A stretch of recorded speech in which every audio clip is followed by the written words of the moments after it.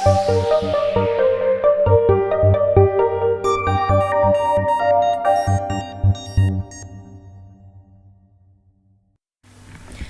friends, welcome to KKB News Portal. I'm your host Kush, and let us start with all the amazing updates of the day. Gujarat civic polls. CM Vijay Rupani casts vote in Rajkot hours after testing negative for COVID-19.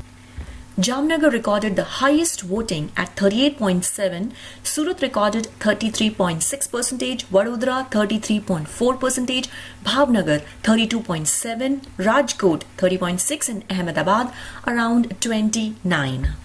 Till 4 p.m., 31.5% voting turnout has been recorded. Amit Shah vows development will win.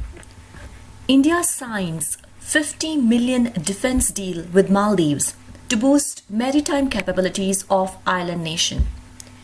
This treaty was signed between the Finance Ministry of Maldives and the Export-Import Bank of India. The signing of agreement took place after External Affairs Minister S. Jaishankar held talks with Maldivian Defense Minister Maria Didi, Minister of Finance Ibrahim Amir, Minister of Economic Development Fayaz Ismail, and Minister of National Planning and Housing and Infrastructure Mohammad Aslam. Jaishankar also witnessed the signing of a project execution contract for the construction of roads in Adau, the second largest urban area in Maldives in terms of population. Pune shuts schools and colleges till Feb 28 and imposes night curfew amid surge in COVID-19 cases. The creation of micro-containment zones, resetting up COVID-19 care centers, increased contract tracing and testing are some of the other steps being taken by the district admin to curb the spread.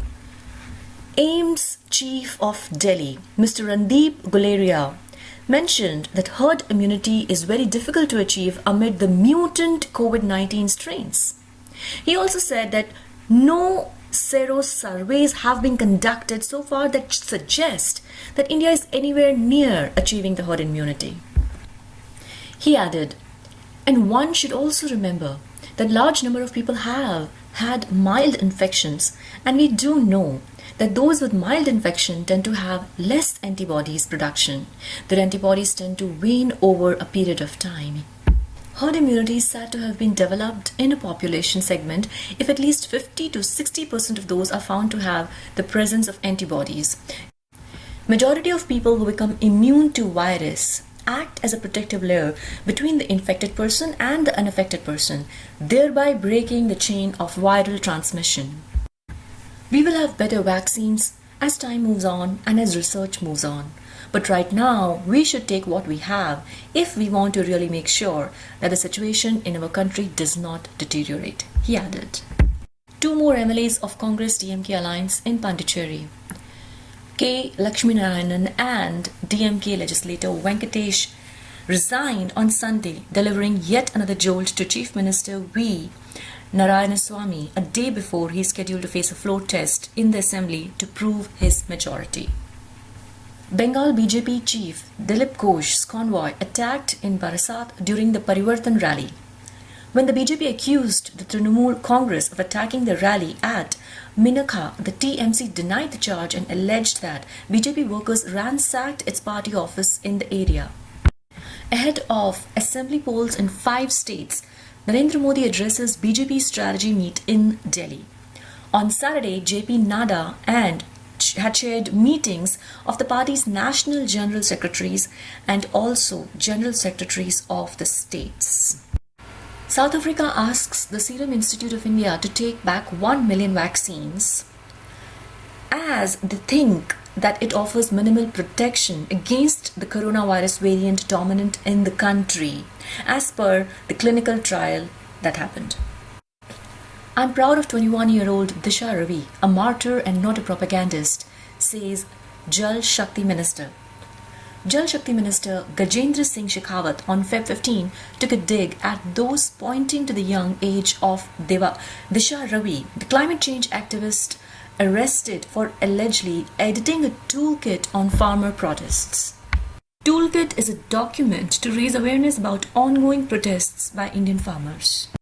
Government has invoked a colonial era law against Ravi and others, alleging they have ties to separatist groups and arguing that they are sowing disaffection against the country. The call was to wage economic, social, cultural, and regional war against India, the Delhi police alleged in the tweet posted on the Valentine's Day. Protesters gathered again Sunday all over Myanmar, a day after security forces shot dead 2 people at a demonstration in the country's second biggest city. A funeral was also held for a young woman killed earlier by the police. Mya Twet Keen was the first confirmed death among many thousands who have taken to the streets on the protest of 1st Feb coup that toppled the elected government of Aung San Suu Kyi. The woman was shot on 9th Feb, 2 days before her 20th birthday, at a protest in capital Naypyidaw and died on Friday. China has for the first time revealed that 4 of its soldiers died during a bloody Himalayan border clash with Indian troops in June last year. Boeing jet has scattered debris all over the residential area near Denver after one of its engines failed on the takeoff. The Boeing 777 with 231 passengers and 10 crew on the board was able to return safely and land at Denver airport. No injuries were reported. Prime Minister of UK Boris Johnson pledges that all adults in the UK will be offered a coronavirus jab by the end of July. He is holding a final meeting with senior ministers about how to ease England's lockdown ahead of revealing his roadmap on Monday. Australian Prime Minister Scott Morrison has received the coronavirus vaccine as the country prepares to start inoculations this week. Modi government completes 5,000 crore project to enable transfer of 2,000 megawatt additional power to Kerala. Narendra Modi inaugurated Thrissur power transmission project on Friday, Feb 19, which was executed by Grid Corporation of India at a cost of Rs 5,070 crore and can facilitate transfer to 2,000 megawatt power to Kerala, the Ministry of Power said in the statement. Indian students can soon get dual degrees from India and foreign institutes as per UGC prepared guidelines. The University Grants Commission, UGC, has readied the draft regulations for academic collaborations between Indian and foreign higher education institutions to provide Indian students with the option to study under dual degree program and also get the benefit of credit transfers and joint degrees. It is likely that UGC academic collaboration between the Indian and the foreign higher education institutions to offer a joint degree, dual degree and twinning degree programs. The draft regulations state that any degree or diploma awarded based on these collaborations shall be equivalent to any corresponding degree or diploma by the Indian higher education institutions. There shall be no further requirement of seeking equivalent from any authority. Meanwhile, it should be noted that the regulations won't apply to the programs offered online and open and distant learning mediums. Farmers protest in India. No state demanded repealing of farm laws at Niti Aayog meet presided by Mr. PM Modi. Punjab Chief Minister Amrinder Singh said in a statement that he urged Prime Minister Modi to ensure urgent resolution to the ongoing farmers' unrest. Niti Aayog Chairman Mr. Rajiv Kumar clarified that no one spoke about the farm laws in the 6th Governing Council meeting. He said that though several states had talked about the farm, none of the states had demanded that 3 laws be repealed. This meeting was attended by 26 chief ministers, 3 lieutenant governors and 2 administrators on 20th of Feb. Rakesh Tiket cancels the Maharashtra rally after fake IPS officer tells him that he'll be quarantined for 14 days. Hence, the Sanyukta Kisan Morcha leader cancels his trip to Maharashtra's Yavatmand. Rakesh Tiket, who is leading the farmer protests around Delhi against the new farm reform laws, was supposed to hold the first ever major public address out of the national capital on Saturday, 20th Feb. Swedish furniture giant IKEA to open mega mall in Noida, its first such venture in India. After opening its first store in India in 2018 in Hyderabad, followed by one in Mumbai in 2020, Swedish furniture giant IKEA is set to enter the retail space of Uttar Pradesh, Noida, with its first shopping center in India. On Friday, Feb 19, Noida Authority handed over a land parcel measuring nearly 50,000 square meters in Noida's Sector 51. The company was allotted the plot after paying rupees 850 crore. It paid rupees 56 crore as a stamp duty to UP government. The transfer was made during a program held here in UP. Chief Minister Yogi Adityanath and UP Cabinet Minister Satish Mahana, who joined the event virtually from Lucknow. IKEA is going to invest nearly 5,500 crore on this project to build a shopping, entertainment and business center revolving around the flagship IKEA store. The project includes construction of two multi-storied buildings of almost 30 floors with separate blocks for retail, office and hospitality. The company plans to complete the entire project within 7 years. Delhi NCR is one of the most important markets in India, and we are happy to announce the first store here, IKEA India CEO Peter Betzel said in a statement. Apple plans to start manufacturing iPad in India, seeks benefit under PLI scheme. With its iPhone contract manufacturers Wistron, Foxconn and Pegatron having already been identified as beneficiaries under the government's 6.7 billion production-linked incentive scheme for smartphone manufacturing, Tim Cook-led Apple Inc. is now set to be lobbying with the government for incentives to shift part of its iPad manufacturing to India. This comes as the government is readying another 7,000 crore PLI scheme to give a thrust to local manufacturing of products like tablets, laptops and servers. The scheme is likely to be launched by the end of Feb. Apple Inc. is said to be lobbying for a much larger outlay of rupees 20,000 crore. It should be noted that the Cupertino, California-based technology Behem had steadily been raising the production of iPhones in India in a bid to reduce the reliance on Chinese manufacturing. Meanwhile, it should also be noted that India is also readying a rupees 5,000 crore PLI scheme to boost the manufacturing of wearable devices like smartphones in the nation. The PLI scheme is expected to be announced in the next 2 months. Single-day FASTag toll collection on national highways touches record high of rupees 102 crore on Friday, Feb 19th. This is a surge of 23% over the past 4 days, with the amount reaching the highest ever daily collection. Indonesia bans schools from forcing girls to wear hijab after video of Christian girl being pressured goes viral. President Joko Widodo led Indonesian establishment had banned public schools from making religious attire compulsory after the video taken by the parents of the girl went viral. A Muslim-majority nation that officially recognizes 6 other religions, Indonesia has given its public school 30 days to repeal any existing rules in this regard. The schools which do not abide by the established decree may face sanctions in days to come. It should be noted that the Southeast Asian nation's Minister of Education and Culture, Nadhim Makarim, has emphasized that the choice of wearing religious attire was an individual's right and not a school's decision.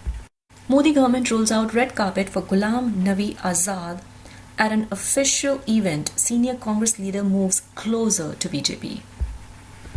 Modi government on Saturday invited Ghulam Nabi Azad to a gala cultural event organized by the Union Ministry of Minority Affairs. Colorful posters and banners of the Congress steward were put up all around the Ambedkar's International Center, the venue of the event, where Union Minister Mukhtar Abbas Naqvi and the Minister of the State Jitendra Singh welcomed the veteran congressman who was recently praised for his steward statesmanship by Prime Minister Narendra Modi at the farewell speech for the outgoing MPs in the Rajya Sabha. Saturday's event was the second such incident in a series when Modi government showered praises on Azad, who up till now is seen as a dissenter by the Rahul Gandhi camp. Nepal gets 1 million doses of COVID-19 vaccine from India's Serum Institute in a major boost to the country's fight against the COVID-19 pandemic. Sino-India disengagement process in eastern Ladakh complete, says Rajnath Singh.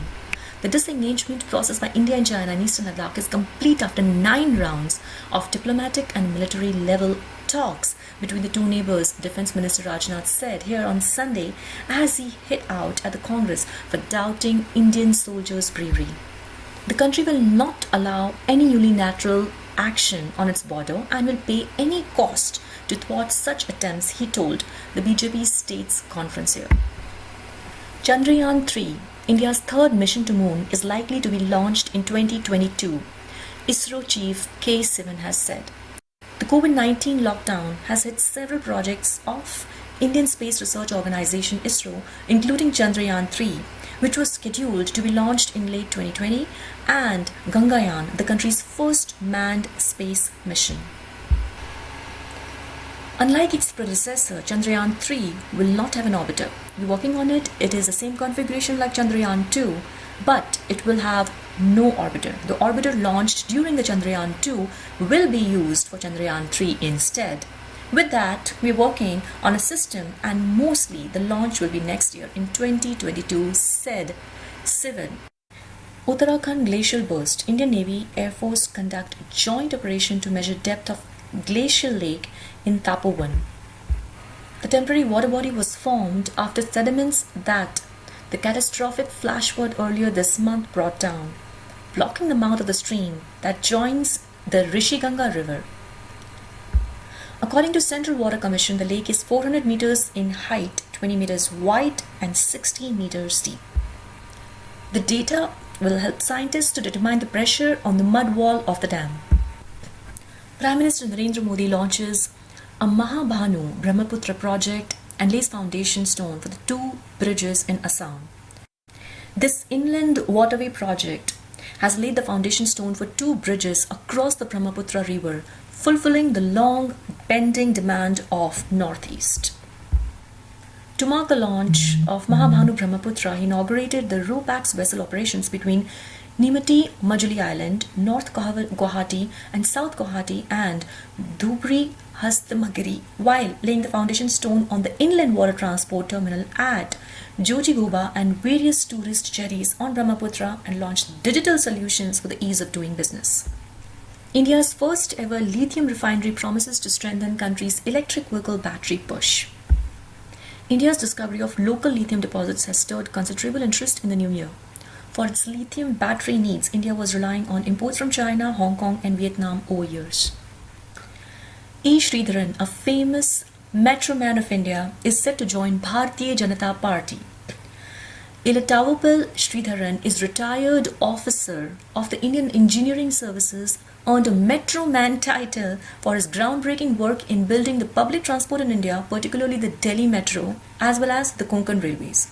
Reportedly, he will formally join BJP during party's Vijay Yatra led by Kerala BJP chief K. Surendran on 21st of February. Kerala is Sridharan's birthplace. Currently in his 80s, he was born in Karukaputhur, a part of the Madras presidency at the time. Sridharan is also the advisor to several metro projects in India and a member of United Nations High-Level Advisory Group on Sustainable Transport. India could test its Astra Mark II beyond visual range air-to-air missile for the first time within a week. This missile has a range of around 160 km. Facebook announced on Feb 18th that it has banned all Australians and the local media companies in Australia from posting, sharing or interacting with news on its platform in anticipation of a legislation that the country's parliament is set to pass that will force Facebook and Google to pay for the news content. The ban by Facebook will also prevent international users from accessing Australian-based news outlets via Facebook, while Australians are also banned from accessing international news outlets.